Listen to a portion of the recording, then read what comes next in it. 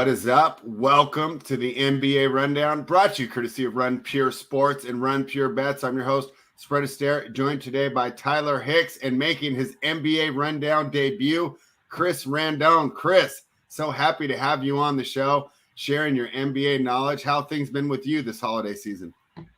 Yeah, man. No, pleasure to be here with you and Tyler. Looking forward to it. It's a betting show too, so I'm curious to see your guys' takes on the betting aspect and get into this. But no, holidays are good. Getting ready for the holidays. I'm on a little diet right now, so I can't be eating too much tomorrow. But I'll definitely be seeing what I can do. How about you guys? Yeah, hey, you know what my trick is? I just do a bunch of squats and deadlifts before I go over to my family's house, right? So that way I feel like I can get away with it. So that's what I'm going to be doing. Tyler, you know that I'm excited for the show today, right? You doubted me. Sure. Travis doubted me. Where's the chat? The chat's empty today. Everybody doubted that Philly pick. The biggest mistake I made, I should have just taken him straight up, Tyler. Anyways, I was pretty happy to victory lap that. Feeling like it was a great night was in store, but a couple of the other picks fell short. Denver didn't do too good. I was fine losing my Memphis pick. Hey, go Kings, like the beam. That was great. And then, of course, you were on point with Phoenix, and they smashed. But, hey, I'm going to pat myself on the shoulder. Who did I say the best spend up was? Anthony Davis. I don't know. I don't think I watched the end, but I think he was at like 37 and 20.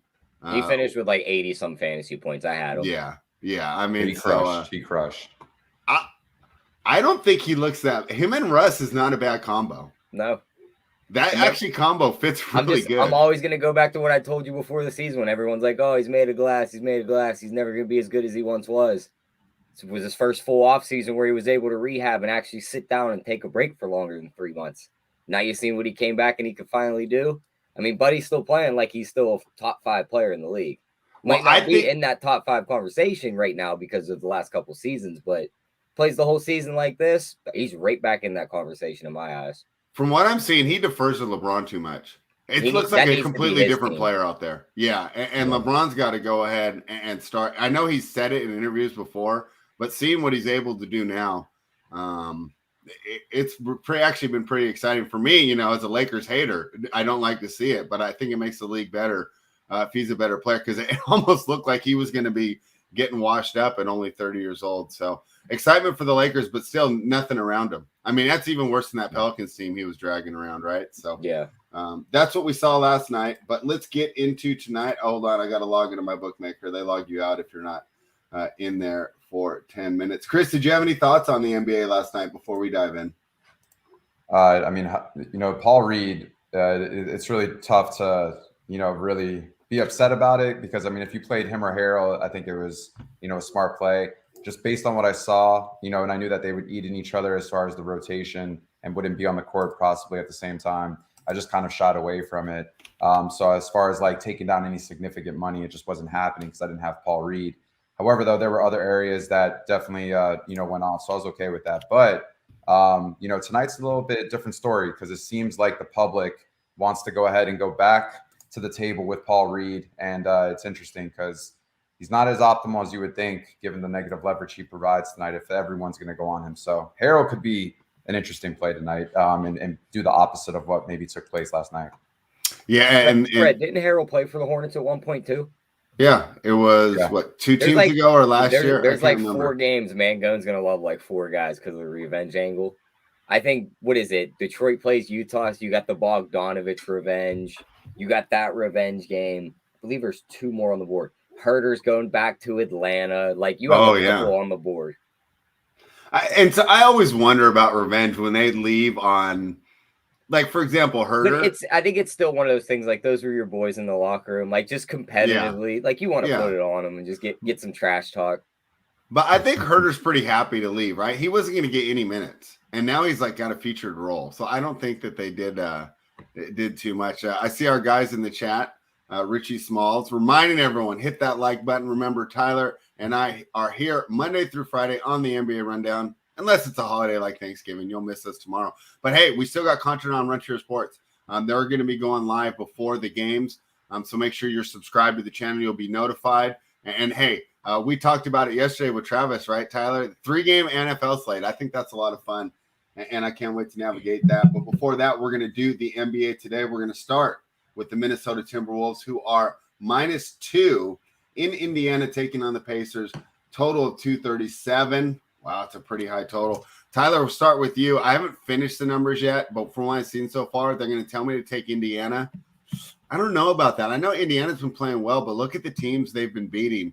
Not exactly a murderer's row as Indiana's built this little win streak.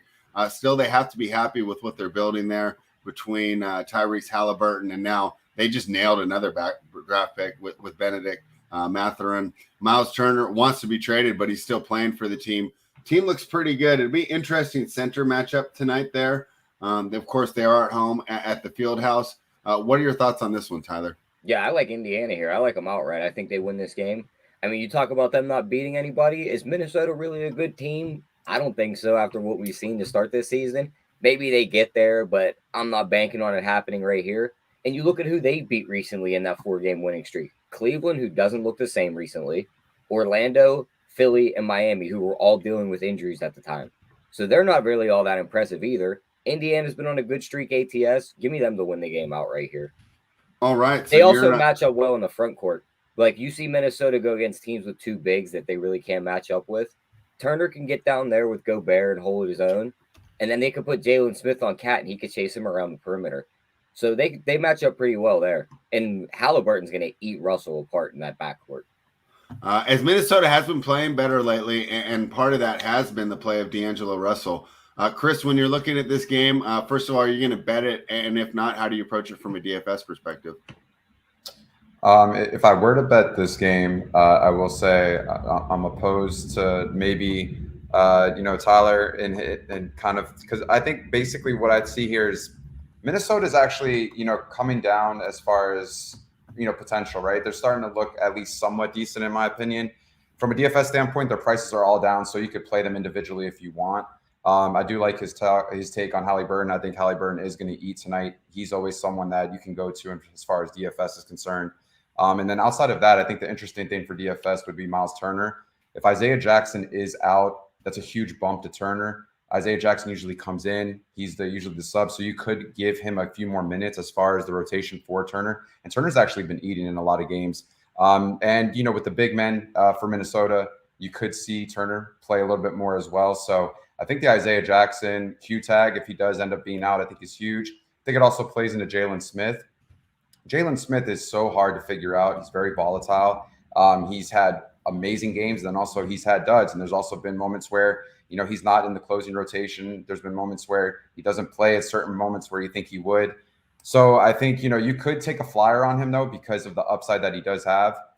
So for me, from a DFS stat, but in this game, I see Minnesota's total actually has gone up from 118 it opened. Now it's at 119.5. For me, I am scared about the over-under, though, 237. These are high over-unders, especially the one that we'll talk about later. So I don't know if I would go there, but just in the matchup in regards to the starting lineups against each other, I do like Minnesota a little bit better if I were to bet it. All right. And something that you said, I think that is important because of the way that Minnesota plays. It seems like Miles Turner will get the minutes and he has been showing out. But I'm thinking if I'm Carlisle, and at this point, right, because I don't think he went there originally for the rebuild.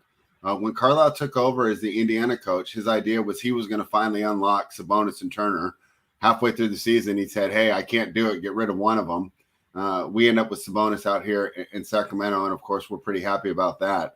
But I don't think he ever wanted to be a rebuilding coach. So I wouldn't be surprised if he played these guys some extra minutes, take advantage of this newfound momentum that they had. Tyler, did you have any props for this one? Yeah, I'd go to the Halliburton points, his points plus assist, and maybe right back to that Turner points plus rebounds, because that'll still be in the low 20s right there. That's been money. When hasn't that hit? It didn't hit last game. He fell short. He didn't do a lot of scoring last game. I think he finished with only like 12 and 5. Oh, okay. It's a tough one too for our guy. I don't see him in the chat, but we the people. Did you see he missed the double-double last night and Sabonis had 9 points? I mean, how about the head-to-head points prop that we bet with Mangone yesterday against Dylan Brooks? And how'd that one turn out? Well, Sabonis scored 9 points. Brooks scored like 14, so we lost. But still, you're watching it play out. It's like one guy gets a bucket. They go down the other end. The other guy gets a bucket. they were neck and neck up until the fourth quarter. And it's like, come on, Sabonis, just put a few in. And he just couldn't get a bucket. And then Brooks made a couple layups and it was over.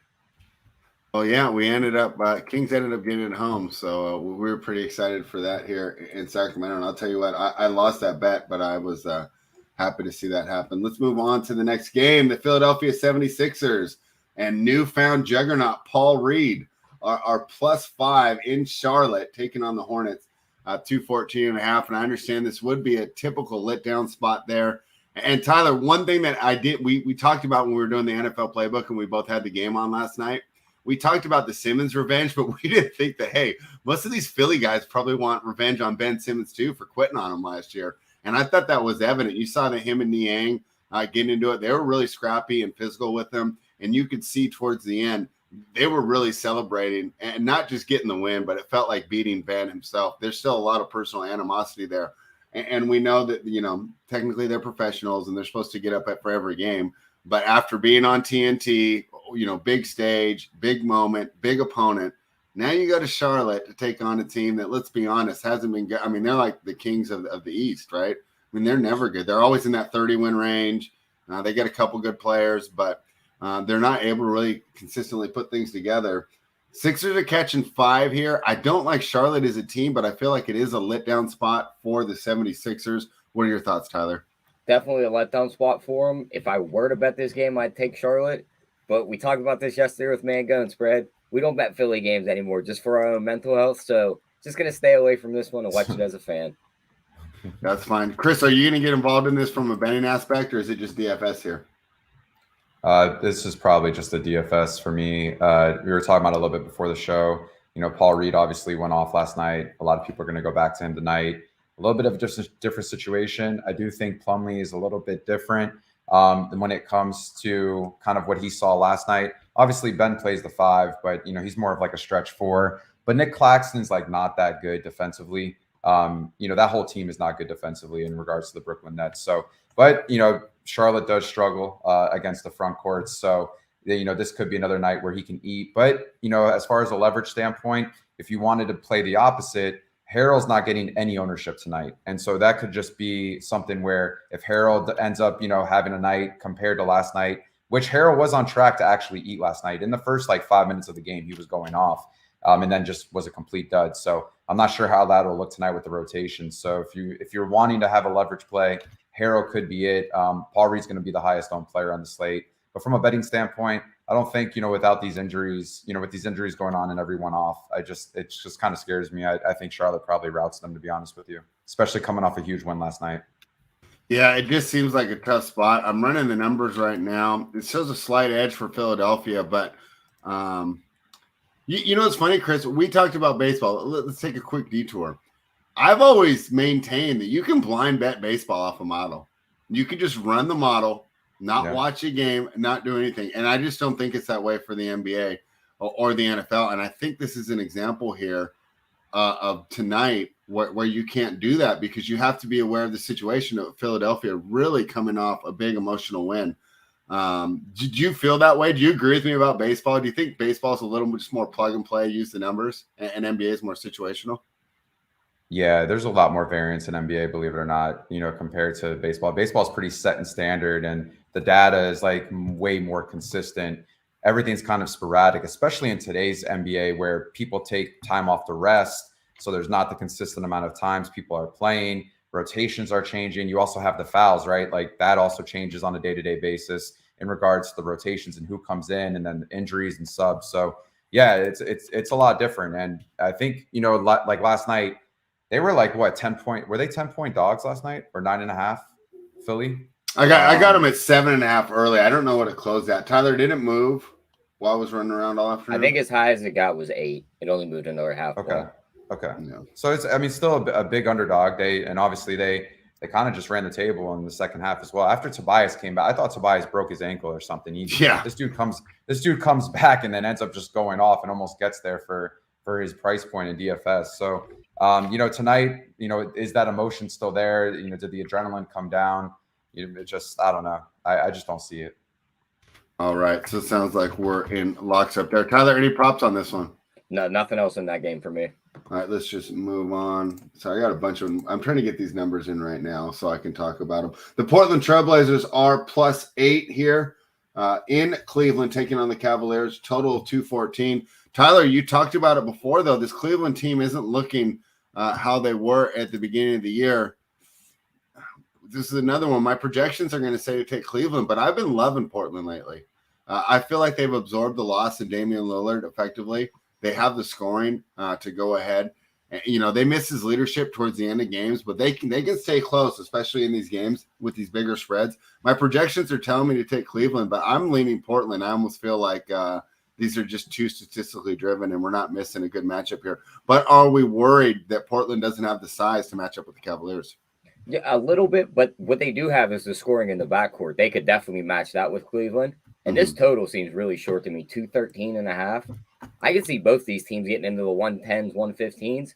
Give me the over here for sure. That's definitely going to be a bet for me. Yeah, what do I have this at? I have it at 220 on a two. What do you have? It's set at 213.5 right now. And it opened 217 because I see in the playbook you put 217. So it dropped 4 points overnight. What do you think caused that move? I mean, maybe the Kevin Love news, him being questionable. LeVert was already out. Keon Johnson really doesn't matter. Josh Hart's probable and Dean Wade's probable, so they'll play. I'm not seeing any other news that's really affecting that. So, yeah, I love the over there. Not really sure why the number dropped back. And then as for the side, yeah, I agree. Give me the 8 with Portland. Going to stay away from the money line because I think Cleveland does edge it out in the end. But I think they can keep it within 8. All right. Chris, how are you approaching this game? Yeah, I mean, the over-under is interesting. I think the only thing that happened is Kevin Love, and, he has like a fractured thumb, if I'm not mistaken. So it's interesting if he tries to play through that. But, I mean, if he doesn't, you're going to see a bump, probably more minutes to Lamar Stevens. I don't like him as far as fantasy, but I think you could consider Cedi Osman. But it's like Tyler said, I mean, this backcourt is just going to eat. They're projected very well. Garland and Mitchell both grade out pretty well in regards to DFS is concerned. So they're going to be on the floor. They're going to be scoring. On the contrary, on the opposite side, Simons is actually someone you might want to consider for DFS. He's a 1.1 fantasy point per minute guy when Lillard is not on the floor. Clearly has the upside. His salary kind of allows you to go there, given kind of what he does without Lillard. So I don't mind him as well. And then, Nurkic, I think, you can consider if you want. But outside of that, I think I'm okay. I think obviously if the front courts, are also doing well, like Mobley and Allen, this game, like you said, there definitely could be scoring there. So 213.5 is definitely more realistic than maybe some other over-unders we see tonight. Yeah, in this NBA this year, and people who've been going to the playbook page at runpuresports.com for the NBA playbook. Remember, you go to the bets page. There's a DFS playbook and as well as a betting playbook. Usually unders end up being leans, right, Tyler? We don't want to bet unders in this current environment. Yeah, no. Unless it's a special situation or the number is just simply too high. Right now, it's a lot more easier for me to hit submit on the over, and that's actually a change for me. And that's one of these things where you're constantly adapting as a bettor. I usually like to play the unders, especially in the NBA, because when they get these high totals, right, like some 234, all it takes is one little 8-minute stretch of some missed shots or where they slow it down a little bit, and you can get there. Or the under will get there. Right now, I just don't feel safe hitting it on the under. So I really like that over right there too, Tyler. So that's a good call there. But I think I'm going to jump in on the Blazers as well. Tyler, do you think that money's going to move? Should I take it now? I don't see it moving very much. I mean, there's no real names on the injury report that I think can move it much. Like even if Kevin Love's rolled in, I think maybe it goes to 8.5, so you get a half a point more value on the Portland side. But I don't think it goes like anywhere up to double digits or anything. All right. Well, let's talk about the one game that you've already thrown an RPB tag on. I throw the projections on there. I had them by 3. This line is 2. But Tyler, one of my favorite things, and we talk about, hey, making adjustments, but this hasn't been an adjustment. I've been loving this for years. The Toronto Raptors is a short favorite at home. Sign me up. Now, I know the Raptors have a ton of injury news, and that's why this line is so short. But this is a team that just consistently gets things done, especially as home. And I think also the way that Canadian customs work, I think that's also underrated in dealing with these travel spots. It's not like just flying from Charlotte to Miami or Sacramento to Los Angeles. It's a little tougher trip there for these teams. I think that is an advantage there for Toronto. I see Gary Trent is back. Chris Boucher's back. Otto Porter's still out. Siakam's still out. And, of course, I guess the one that we're really waiting for is Scotty Barnes being questionable. But, Tyler, you've already bet this without knowing Scotty Barnes' status. Why did you jump in on the Raptors? I agree with you, but you hadn't let the people know. I mean, you just talked about the customs and being a problem flying in there. Now, imagine playing a game yesterday and having to jump on a plane and deal with it that night, because that's what they had to do yesterday. They played in Philly last night. You were on Philly in that game. So now Brooklyn jumps on a plane, heads to Toronto to play this game tonight. They only show Seth Curry as a guy that's going to rest tonight. I think you're going to see more guys pop up on that injury report. I wouldn't be surprised if a Kyrie or someone shows up there. So I wanted that number now. Even if Barnes is out, we talk about this team being able to withstand injuries. They'll slide guys like a Precious in there. They'll get the Blanton kid in there. They'll get a ton of guys in there and play these minutes. And I just don't see Brooklyn really getting up for this game. You want to know how many games they've won in Portland or in Toronto in their last 18 or 16? 2.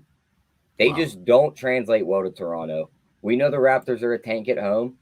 Give me them here -2, which is basically close enough to the money line. I don't see this falling on 1 or 2.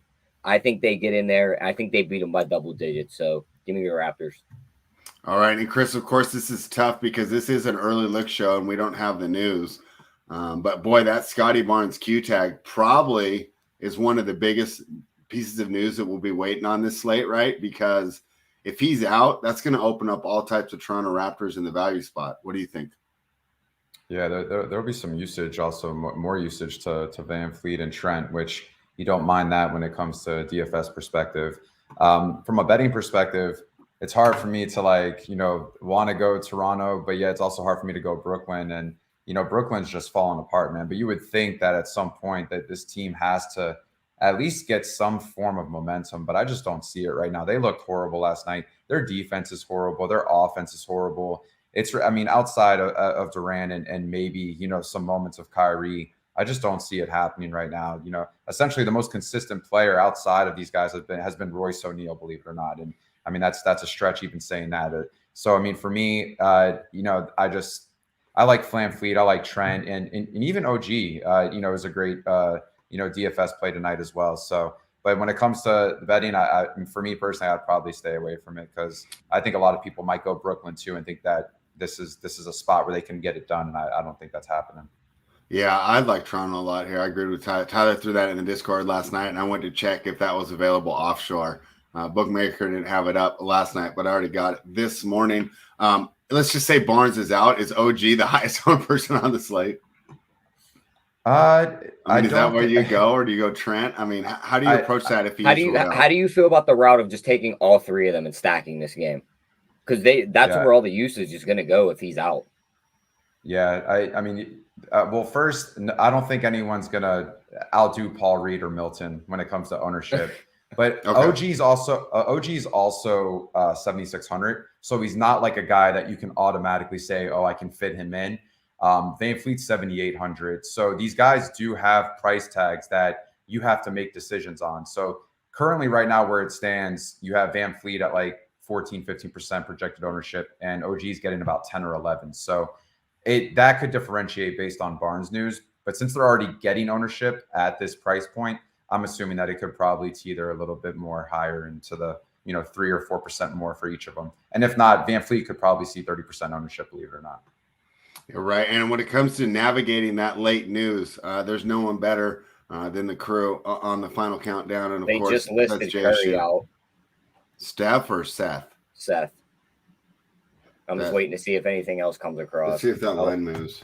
They just took it off the board. Let's see what they're going to put it back up at. Watanabe's out. They're just going to keep coming through. I'll let you know if anything comes in. All right. Well, what I was saying is when that news does come through, there's no one better than JSU on the Up to Lock show navigating that. And, of course, if you're not taking advantage of that, you can right now using that promo code TURKEY50. TURKEY50 is going to get you 50% off your first month's membership at runpuresports.com. You'll get access to the cores, the playbooks, the heat maps, and, of course, the SaberSim projections. Then you can jump in the Discord, ask your 2v2 3v3 questions, and of course get access to the premium shows such as the Up to Lock show, where JSU will be navigating that because, hey, we know that Scotty Barnes might happen, but if you've been following NBA, you already know there's stuff that we cannot even expect, right, Tyler? Someone that we didn't even expect hasn't even touched an injury report. I love how he called it on the Up to Lock show last night too. He's like, I wish we get the Memphis news before lock. He's like, we're gonna get that news at 7:31. Bam, it locks. 7:31 comes in. Ja Morant will play. Yeah. Yeah, that was tough. I mean, and you know what's so funny with DraftKings sponsoring like almost every single sport. I mean, they even sponsor pro wrestling. You would think that there would be some sort of like quid pro quo here, like, hey guys, like, can we get this injury news a little sooner?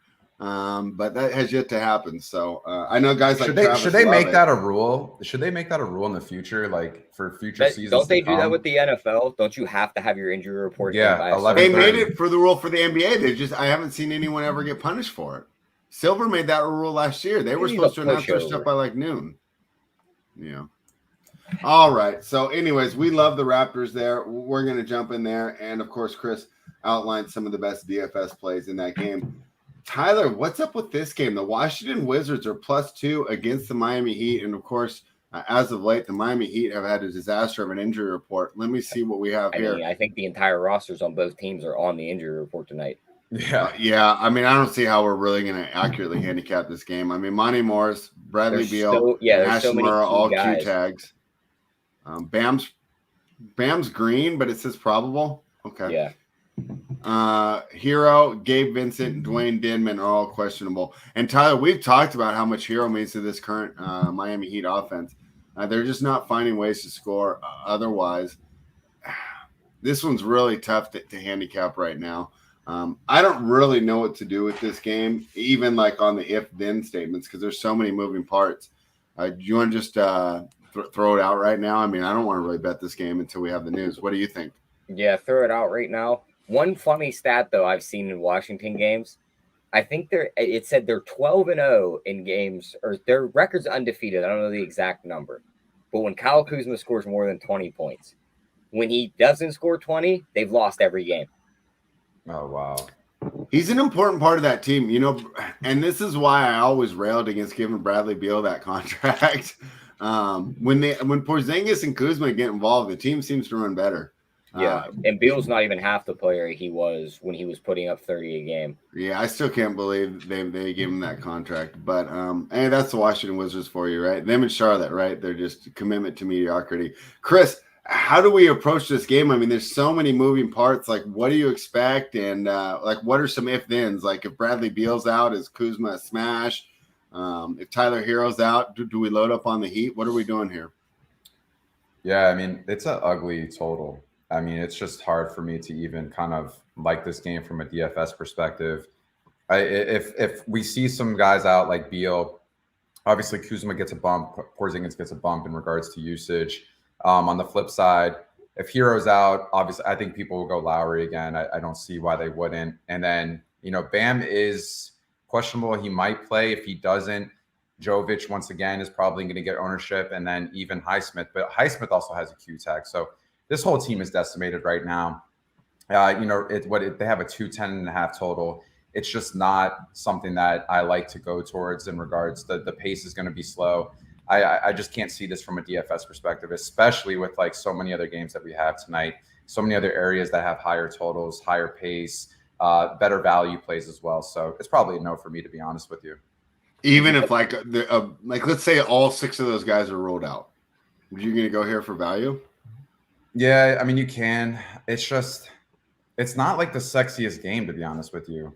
Okay. You know, I just don't see the upside here. There's going to be some other place tonight, like Denver, like especially if Jamal Murray doesn't play on a back-to-back because of his ACL, you know, and stuff like that. So there's going to be a lot of upside in that game in regards to value. And then we talked about also if the game in Philadelphia, there's already value there so much that people are just going to plug in Milton, Reed, and say, okay, let me go ahead and figure out where the areas I want to attack. So it's difficult when you have 12 games. If this was a more condensed slate, like a 4 or 5 gamer, you would be targeting this game a lot more for sure. Yeah, all right. And and that's where I think that obviously we each think that the other one's harder, but for Tyler and I, we can just throw this game out, right? And just go right around our day. On DFS, you can't necessarily ignore a I game, want even to if you do touch back decide on to that fade it. Philly game real quick, just for one little DFS guy that I think could see minutes here. They're on a back-to-back. They're short bodies already. They right after that game last night, they signed Saban Lee, who played there before in Doc Rivers' system. Saban Lee, Detroit Pistons He legend. got to come in flat 3K, right? Yeah. He's just not going to be useful. He might see minutes here, though, if this game gets ugly. I'm not going to say, like, oh, lock him in, but last guy in, you think it's a blowout and Charlotte routs him, Buddy might see 15 to 20 minutes. I think the hard part of that is Charlotte routing anyone, but yeah, that's the thing. Yeah. It's just like if it was your last guy in, you had 3K flat, and if they were going against a good team, I would love that, right? If they're going against like a Celtics or a Hawks or someone who just just somebody that doesn't like him and wants to pound him into the ground. Speaking of the Boston Celtics, they are -5 at home against the Dallas Mavericks, and I think is one of the most attractive games on this slate from a NBA fans perspective, right? Luka versus Jason Tatum. This should be a fantastic matchup. Let me see what I projected it at because I finally have those in. I have the Celtics by 4 here, but that's not big enough an edge for me to want to jump in on Dallas. Total here is 218.5. What are your thoughts, Tyler? Give me Boston here. I just don't see how one guy is going to beat Boston when they're one of the best defensive teams we've seen over the last couple of years. And they have multiple bodies you can throw at Luka. Not saying you're going to lock him down because I don't think that's possible. Right. But you just tire the guy out. And the other thing, our guy in the chat even touched on it. This might not be Tatum versus Luka. This might be Jaylen Brown versus Luka. If Tatum's out, though, do you still want Boston? And this number to me indicates that he's going to play. It's not sitting at 5. I think he plays. I think he plays. And even if he's hobbled and he plays, I think that's enough because I think their next 2, 3, 4 options are better than anything Dallas has. And even the guys Dallas is going to send out to try and help Luka, these guys are going to get locked down by the Boston defenders. I just don't see them keeping up. Give me Boston here at home. So you're not hype on Dinwiddie taking advantage of Marcus Smart, huh? Chris, how are you approaching this one? Yeah, Dinwiddie is questionable too. So if he doesn't, everybody's questionable. The season's too long. Well, if he doesn't play, you lose scoring there, and it's like Tyler said, just one guy really. There's not much scoring you can get from other pieces of Dallas outside of Luka. Luka is the highest projected, raw point guy tonight in regards to fantasy points, but he's 12.8 on DraftKings. That's really, really hard to get to. Almost 13K from one guy. And then outside of that, of course, you always can consider Jaylen Brown and Jason Tatum tonight. They grade out fairly well. But outside of that, yeah, I think Boston's just a way better team than Dallas. And so the 4.5 point spread, if you are betting it at home as well, I think Boston here wins easily, in my opinion. Do you think I need to wait for the Tatum news, or should I lock this in right now? Well, it just went off the board for me, so let's see what happens. Oh, so he's not playing? Well, I don't know. I mean, the Raptors, when the Raptors game went off the board, it came back up just 5 cents more juice on the -2. So it doesn't mean it's necessarily a huge move. I'm on Bookmaker. Oh, so it dropped down to 4.5, and it was at +5 right when we began the segment. Tyler, do you think I just lock this in right now and not worry about the injury news? I'm going to bet it and will not wait for the injury news. Okay. Because I don't want to wait and then get like a -6.5 or a -7. And then they win by 5. So why do you think it would move that way? I would think the only way. Because I could see Tatum getting rolled in and that number still bumps up a little bit more. That game is also a nationally televised game. So it's the ESPN game, right? Yeah. So you would think that they would want Tatum to play, right? Yeah. You would think that, but like I said, none of those rules matter. Silver said they were supposed to all play them. They were supposed to all play them, but I've seen teams before sit in the national televised game and then have the guy play the very next night in a league passer. But okay, let's move on. My team, the Sacramento Kings, got another win last night. Tyler, I lost the bet, but I was still happy. Never been happier. Well, maybe not never, but definitely happy to lose that bet as the Beam team continues, right? A lot of fun there in Memphis, and you just have to like the shooting that they put around Fox and Sabonis. Has made all the world on offense, and on the local radio shows that they always harp on. If this team is just like average defensively, they can compete for a playoff spot. And that's what we've seen with Mike Brown coming in here. And he basically brought that Steve Kerr offense. So they're running a nice motion, read and react offense that I think fits well with both Fox and Sabonis, who I consider to be intelligent offensive players, regardless of what you say about their defense. But since their defense is so bad, Tyler, this total's 241. And I can't even argue there and say that that's a bad number. And I want to go under with these two teams hitting the floor. Of course, that was, I don't know about an emotional game, but it was a hard-fought game last night against the Grizzlies. It felt like the team left it all on the floor. Not the longest trip, Memphis to Atlanta, but of course they are there. I wonder if they celebrate a little, right? What NBA player doesn't like hanging out in Atlanta and the Magic City that they have there? Tyler, my Kings are catching 4.5. How do you approach this one? Yeah, I do like Atlanta here. We know we like betting Atlanta at home. And then you look at it, Bogdanovich is still out. Hunter's questionable. And Sacramento's coming from Memphis to Atlanta on a back-to-back. I love fading teams when they're switching cities on back-to-backs. And, yeah, they won that game against Memphis, but they had to play their guys a ton of minutes. That was a close game all the way through.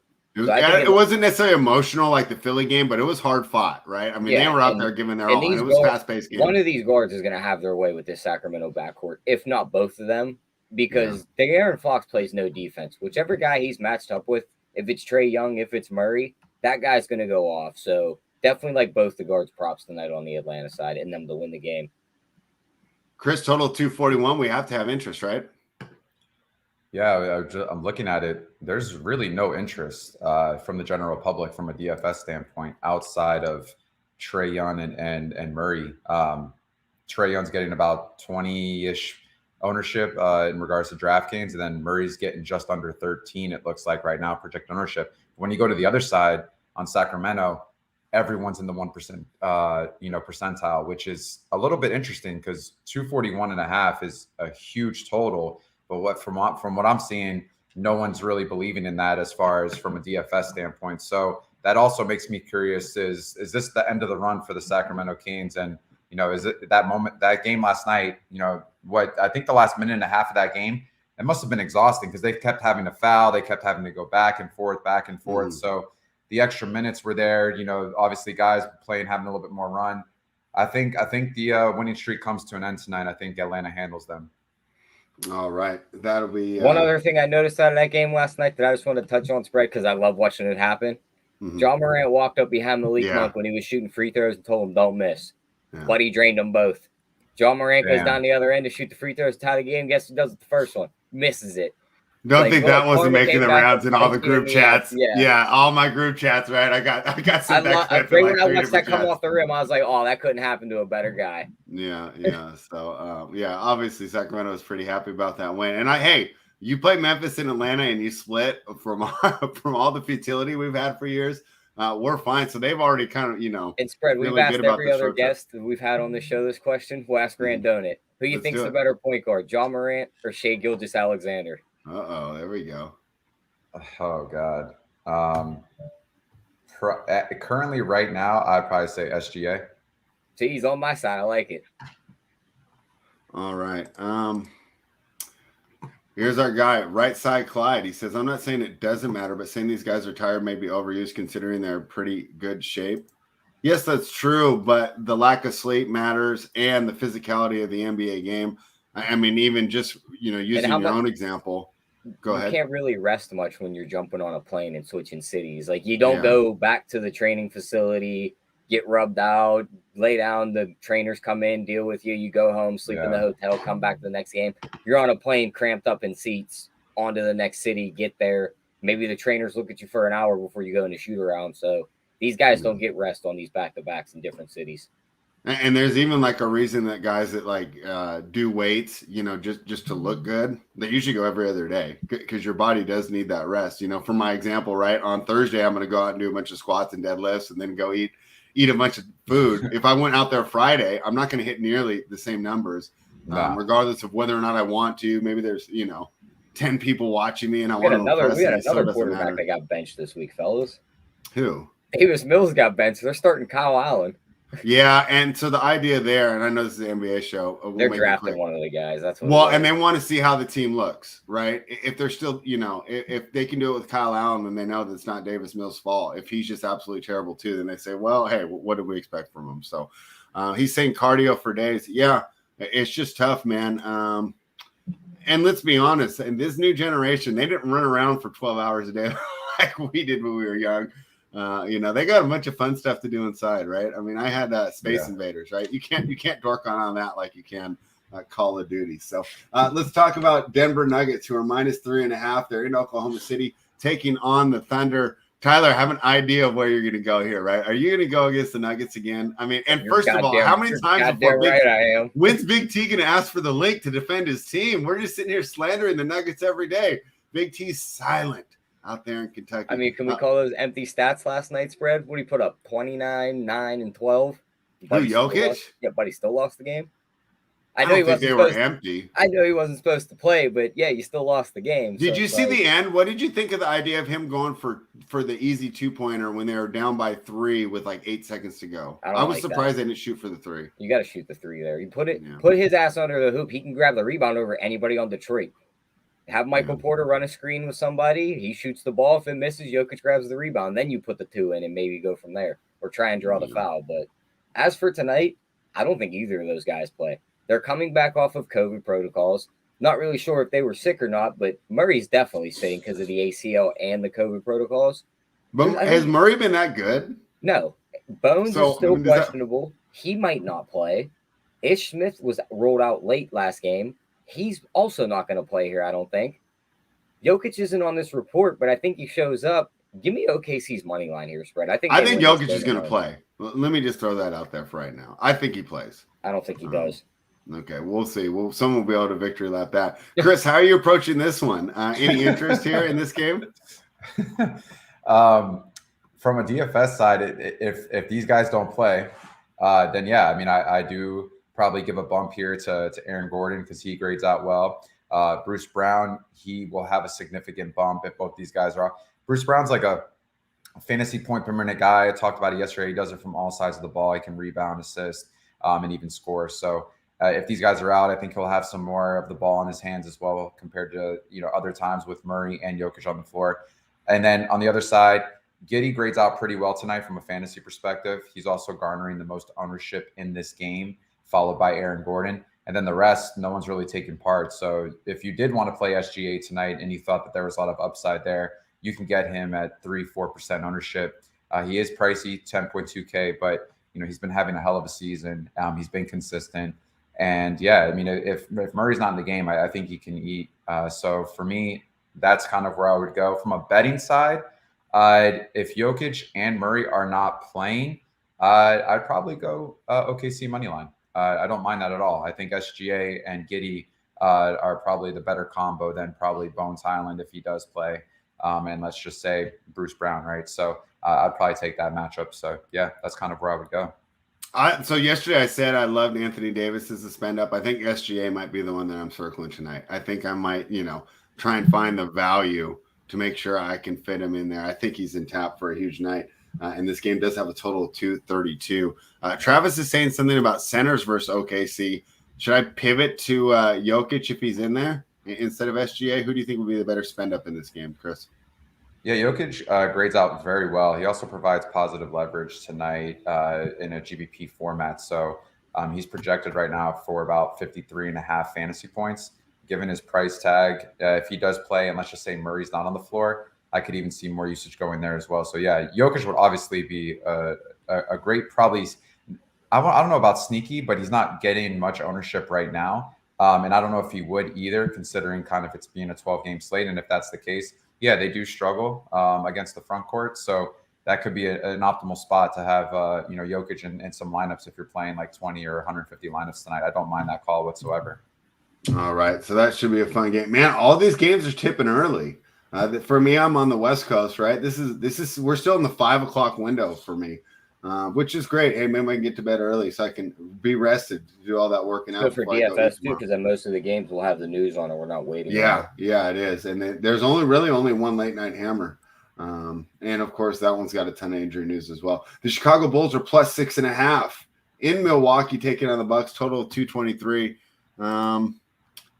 Giannis has not been able to hit his free throws this season. That's been one thing that kind of surprised me. I thought he had gotten rid of that, but now those bugs are back. But other than that, he's the best player in the NBA. They're laying 6.5 to a Bulls team that interesting situation, right? And I don't think it's as bad because Levine's a little younger, but they gave him that huge contract, and he hasn't been the player that he was before the injury. He's still a good player, but he did rely on his athleticism a lot, and he's just not that dynamic scorer that we saw when the Bulls were making that beautiful run at the beginning of last year. You know, they were first place, in the middle of January last year? I mean, but that was with Lonzo and Levine, both looking fantastic. Injuries have really robbed this team. Now they have a tough matchup tonight against Milwaukee, but Milwaukee, boy, they've always had the tough injury news too. So Chris Middleton's out. I'm not seeing a lot on this report, actually. So Goran Dragic probable and Wesley Matthews back. Tyler, what do we do here? Yeah, I'm going right to the Bull, or not to the Bull spread. I almost messed that up. I'm going right to the Bucks here. Minus 6.5. They're due for a big win, and I think it comes right here against the Bulls. Vucevic ain't going to be able to keep Giannis out of the paint. The couple other bigs are going to eat. It's a Bobby Porter's revenge game also. He played for Chicago. He's going to light up his former team. Brook Lopez is going to try and drag Vucevic out of the paint and shoot these threes, and we've seen him get hot. He hit 7 in a game recently, so don't mind him either. I think they win this game by about 15. Give me that minus 6.5. All right. What do you think, Chris? Wow. Yeah, I mean, I just don't see the Bulls taking it here from Milwaukee. You know, Giannis and Drew together on the floor. It's just too much for them, in my opinion. From a DFS perspective, no one's going to this game really, outside of maybe some shares of Vucevic and Levine, considering their price points. They have come down now. Vucevic is 7,400, Levine is 7,100. But outside of that, no one's going to Holiday or DeRozan or even Tyler's guy, Bobby Portis. So Giannis as well. You know, he's 12.3K. He's projected for the highest raw fantasy points on tonight's slate, right behind Luka. But he's 12.3K. It's something where you can go elsewhere tonight and be able to make probably some better optimal lineups. He's not showing up in many optimals either. So from a DFS standpoint, probably going to shy away from this. But I do think Milwaukee's the better team. Yeah, so we'll see if they made that spread. Maybe I'll try a little money line parlay there as well. But Tyler thinks they cover, and he was right about Phoenix when he says that I think tonight. they're blasting them. Maybe I should just listen to Tyler, like the chat always tells me to do. The New Orleans Pelicans are minus 7 in San Antonio, taking on the Spurs, 229.5. Tyler, we love the Pelicans. They started out great. They've hit a little bit of a rough patch, but hey, it's only November. They definitely have some time to work things out. Where is this game on my sheet? Okay, Trey Murphy doubtful, Zach Collins probable, Podol questionable, Josh Richardson doubtful, and Romeo Langford's back. All right, huge news there. Tyler, what do you think? Are the Pelicans going to get it done on the road against the Spurs, who seem to have got off to a good start, and then Popovich said, hey, this wasn't the plan. You see some of those rotations late when they're doing well, and they're definitely emphasizing player development this year rather than winning. What do you think? Yeah, definitely got the phone call from Tony Parker again. Told him Wembanyama's looking even better, so you might want to start losing more games. They start sitting these guys. I don't think Podol plays tonight. Murphy's not going to play. Richardson's out. I just think the Pelicans are going to have their way inside. Zion's going to eat in the paint. Jovic could eat while he's down there. If Podol is out, there is no big man for them. Charles Bassey could be a decent spend in DFS because the minutes will be there, but he ain't stopping these guys from scoring. As for the side, though, I don't want to lay 7.5 here. I don't either. Not on the road. I feel much better with Milwaukee laying it there. I'd probably get in on it through a performance double, like Zion to score 25 points and the Pelicans win it plus 160. And, of course, when those do come out, Tyler, we'll be adding those to the NBA Bets Playbook. If you remember, runpuresports.com, head to the Bets page as well as the DFS Playbook. We have an NBA betting playbook as well. Runpuresports.com, promo code Turkey50. Chris, interesting game here from a DFS perspective, 229.5. It's a huge slate. It kind of just slipped over my eyes. Am I missing out if I'm kind of crossing this one off? No, I think you're right. I think if Podol does play, he actually is a pretty good GBP play, believe it or not, point per dollar wise, and does project very well. And then I think outside of that, Zion, he's 8,200. Don't mind that play whatsoever. And I think the public agrees that really the highest ownership from this game is going to Najee Marshall at the moment. 3,300 value play, projected to be about 6.5%, 7% currently. And so that obviously can change given the news. But, I think sooner or later, it's Jonas. If Podol's out, I think I would probably play a lot more Jonas Valanciunas tonight. He's 6K, but he's a guy that could easily get you 2 fantasy points per minute, play 25 minutes and get that 50 burger. It's not unrealistic. I think he could definitely eat if that's the case. But yeah, I mean, the public doesn't seem to like this game, and I'm kind of on board with them as well from a GBP standpoint. So I'll probably be not having too much exposure to this game, but if the pieces fit and it makes sense, then I will consider it. All right. And remember, there's no better way to help you navigate all this late news that we're going to get tonight than the team at runpuresports.com. Use that promo code Turkey50. The Detroit Pistons plus 11.5 in Utah taking on the Jazz. The Pistons, of course, coming off that huge win last night. For them, it was their first road win of the year. Their first, they got a win on this road trip. They have to be feeling good about that. And the thing is, it's not like they're even ruining their draft spot. They improved to 4-15 now on the season. They're still right in line there to be a top lottery team. And with Cade Cunningham missing, we really see how much he meant to that team's offense. I think Jaden Ivey's great. He had a rough night last night.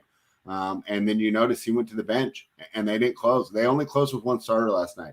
And I thought that was Dwayne Casey telling the team, hey, this isn't like the Spurs. Like, hey, we've been losing every game. We need to get a win here, but before I completely lose this locker room, and you can't get your heads kicked in every single night and be developing these players. So he went with the bets last night, and they got it done. But boy, we always talk about how this is. Tyler talked about going from Memphis to Atlanta. Same thing here. This Denver to Utah is one of the toughest little gauntlets that you have to make when you take a road trip on the West Coast. Of course, altitude in both spots. The Utah Jazz are laying 11.5. It seems high, Tyler, but to me, it's Jazz or no play. The projections like Utah too. What do you think? Yeah, I like Utah here. I think they smash them. Detroit's not playing any defense. I wanted to go to Bogdanovich's points prop if it was 19.5, because man, did that get sweaty after a nice first quarter yesterday spread. Yeah. He scored 13 in the first quarter. We looked like we were going to have that home by halftime, and I don't think we won it until the last 3 minutes of the fourth quarter. Exactly. So I'm terrified to go back to that man when it comes to scoring points. But the other guy in the revenge spot, Kelly Olynyk, he was traded in this deal that they had last year. His points props at 12. Don't you think he's happy where he's at there now? Oh, definitely happier where he's at. And his points props at 12.5 against the Detroit front court. They might have Jalen Duren, but he's good in the paint. Olynyk can shoot threes.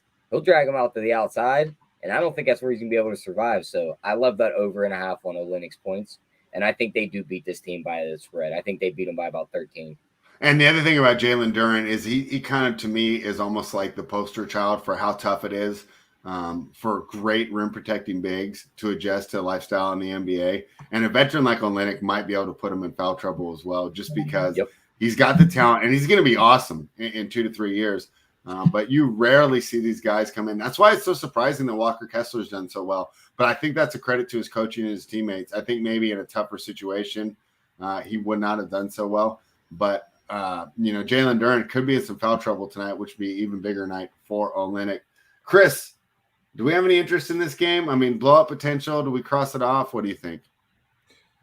There's a lot of interest from what I'm seeing. Okay. It seems like a lot of people want to play Colin Sexton tonight. He's at 4,400 on DraftKings. I'm a little bit skeptical. It looks like over 20% of the public wants to roster him, but he's been super inefficient. Even the last few games, 28 minutes, didn't shoot well from the field. Really, he's not going to do much besides raw scorer, right? Like he's kind of like a Dylan Brooks-esque, even though I think Dylan Brooks is way better. But this guy really doesn't do much outside of maybe get you a couple rebounds and an assist. And it's going to be relying on the scoring. But if that's not hitting, it doesn't really do much for us, especially if he's not shooting threes either, which if I'm not mistaken, he's only been taking, 1 or 2 shots a game from 3-point land. So I don't know if I really like this as a value play, to be honest with you. I think, you have other guys on this team like Jordan Clarkson who really vacuum up the scoring, who I believe more in the scoring as well. I do like the Olynyk call. He's 5,200. He is showing up in the optimal about 6 or 7% of the time right now when you run about 1,000 lineups. So I don't mind that either.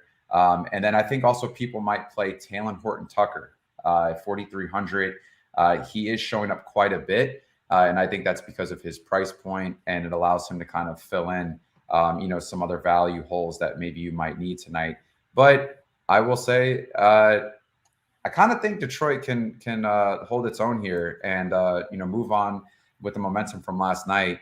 I really like this kid Ivy. He's a great ball handler, and I think one thing you mentioned was the foul trouble tonight. Last night we saw Jalen Duren come in rock solid right away. I thought he was going to have like a career night, and then all of a sudden just flatline. But I mean, he's a pretty damn good rookie. He's very young. He's like 19 years old.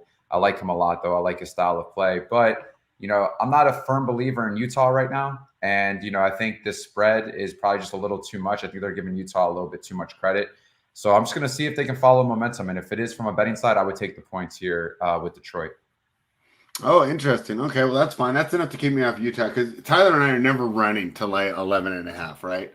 Anything can happen. I'll run to bet the Raptors today. I'll run to bet the Bucks, but I'm not running to bet the Jazz. Even think about that one I got lucky on a couple nights ago, right? The Blazers. When you're laying those huge spreads, the other team's still shooting, and you're going to run out the clock. You even put out the tweet that you were watching the game. You're like, "Why did I bet this? Yeah, why didn't I listen?" And then at the end of the game, you get the lucky bucket to cover, and it's like, "Oh, I'll take my money out of this." Yeah, I'll take my money. It was nice to run pure there, but hey, don't need to necessarily touch the stove again after almost being burned there. So let's talk about another game with a big spread. The last game on the slate. The potential for the late night hammer is there, but the potential for the blowout is there as well. As the Golden State Warriors are laying 10 at home against the Clippers. And boy, talk about a Jekyll and Hyde team. This Warriors team at home, they look like, they're defending their championship. They go on the road and they look like the Kings of old. I mean, I've never seen, well, I probably have seen, but it's been a while since I've seen a team that really fluctuated their home run splits so crazily.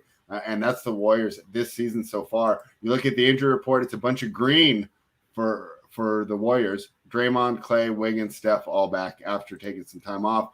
On the other side, it's all red with three big names, Luke Kennard, Kawhi Leonard, and Paul George, all going to be out tonight for the Clippers.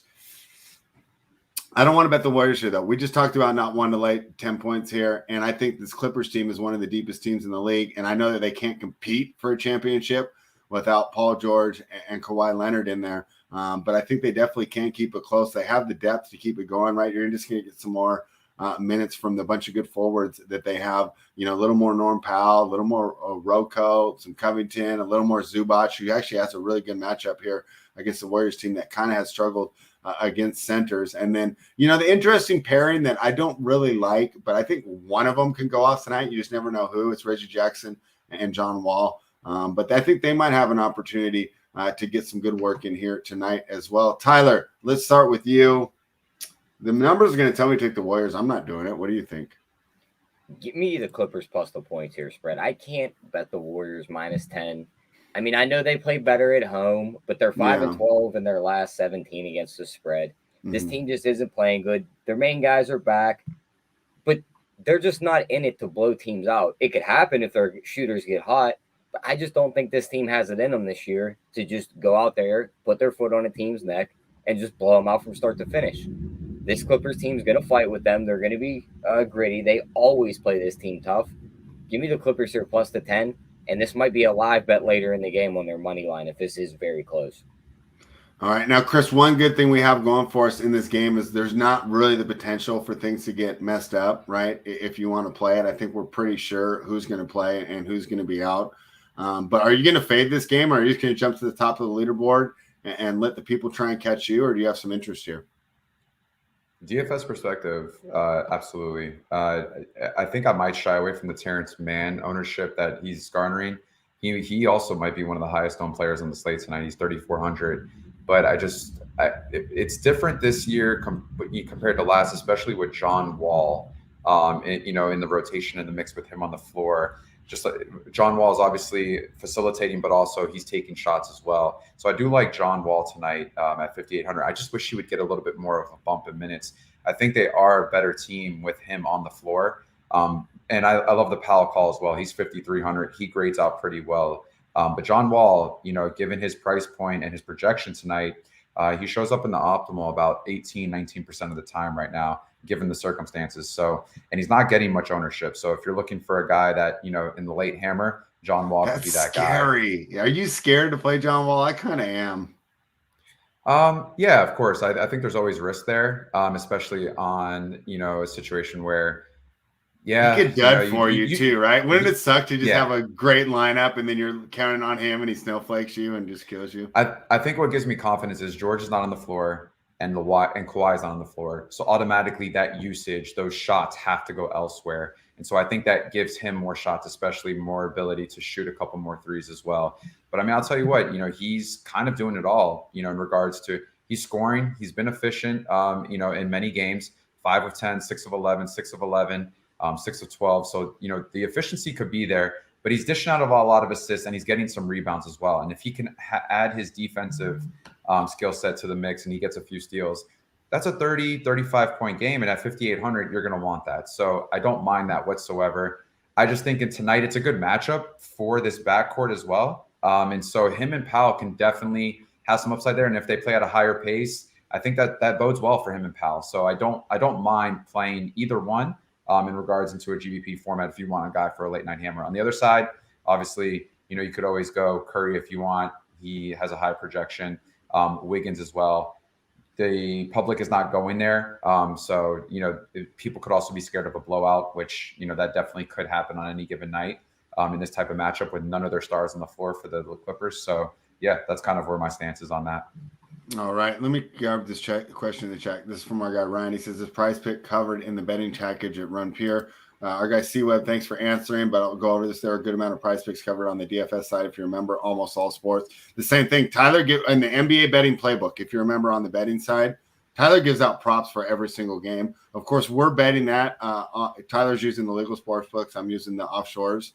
But it's going to be the same. So you're going to be able to just go to that playbook and create your own parlay. How many props would you say you put up there on a night average, Tyler? I'd say more than 10, close to 20 some nights, right? It all depends on how many games there are. Like last night, there were 4 games. I think I only had 4 props on there because I wasn't. Okay, but that's fine. But like a night like tonight, we're gonna have more than 10 props, right? There's probably going to be 12 games. There's probably a good 20 on there. Yeah, so you're gonna have plenty of options to go ahead. Now they're not specifically tailored towards Prize Picks, but Tyler puts out the number. And you're going to be able to, either, just create your own little parlay and get some winners there. Remember, use that promo code Turkey50 to become a member of RunPureSports.com. Chris, great debut, but we're not done yet. It's time for the best bets. I'll start with you, though, Tyler. Side total prop. What is your best bet?